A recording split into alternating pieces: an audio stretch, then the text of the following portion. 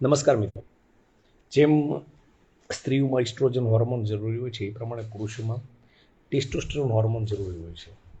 આ testosterone hormone પુરુષમાં એક આપણી આયુર્વેદિક ઔષધિ છે એમાંથી મળતો હોય છે, જે નેચરલ વેમાં છે. અને એ વનસ્પતિ જે છે એ વનસ્પતિ આપણે જેને કહેવાય કે વગડાઓ વનસ્પતિ કહી શકાય. ખાસ કરીને શેરડીના પાક લેવાતા હોય ને ત્યાં થતી હોય, શેઢે થતી હોય. અને એને કહેવાય છે કૌચા. બરાબર. તો કૌચા બીજ છે, શેકી નાખેલા છે. આ રીતના શેકવાના હોય છે. પેશન્ટોનું આપતો હોઉં છું ત્યારે કહેતો હોઉં છું કે તમારે શેકીને ખાવાના છે. તો જે લોકોને તમાકુનું વ્યસન છે, માવા ખાય છે, એ લોકો એમ કહેતા હોય કે ભાઈ અમારે માવા નહીં છૂટે. એમ તો માવા ન છૂટતા હોય, એ બંધ કરવા હોય ની ઈચ્છા થતી હોય તો આનાથી માવા ખાવાની ઈચ્છા તો બંધ નહીં થાય, પણ આ મોઢામાં રાખશો તો સોપારીની જેમ અને મમળાવા કરવાનું છે મોઢામાં.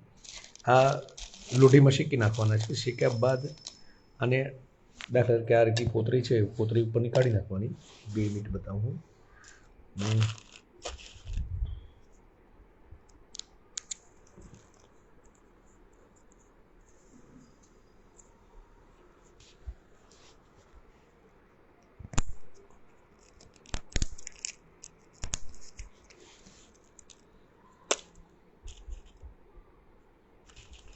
જો આ પોતરી કાઢી નાખી છે. ઉપરનો જે કાળો ભાગ અહીંયા આવતો હતો ને એ નીકળી ગયો છે. આ મોઢામાં મૂકીને ખાવાનો હોય છે અને મમળવાનો હોય છે. કકડાવવાની જરૂર નથી. મોઢામાં મૂકીને ખાલી એને મમળાવો તોય ચાલશે. એકાદ વખત બાઇટ મારી લેવાનું. તો તમારે જ્યારે માવા ખાવાનું મન થતું એની જગ્યાએ ખાઈ શકો. બહુ વધારે માત્રામાં નહીં ખાવાનું, 2-3 કલાકે એક ખાઈ શકાય, કેમ કે પચવામાં ખૂબ ભારે હોય છે. જે લોકોને વજન વધારવું છે ને એના માટેની આ બેસ્ટ ઔષધિ છે, વજન વધારવા માટે. શિયાળામાં ખાસ કરીને કૌચા પાક ખાતા હોય છે. ઘીમાં આ કૌચા નાખીને પછી એનો પાક લગાવવામાં આવે છે, ચૂર્ણ હોય એનું. તો આને દર 2-3 કલાકે એક ખાઈ શકો. ટેસ્ટોસ્ટેરોન હોર્મોન વધારશે. શુક્રાણુની અલ્પતા હોય, શુક્રાણુની સંખ્યા ઓછી હોય અથવા વીર્યનો જથ્થો ઓછો હોય તો એ વધારવા માટે પણ કામરૂપ થતું હોય છે.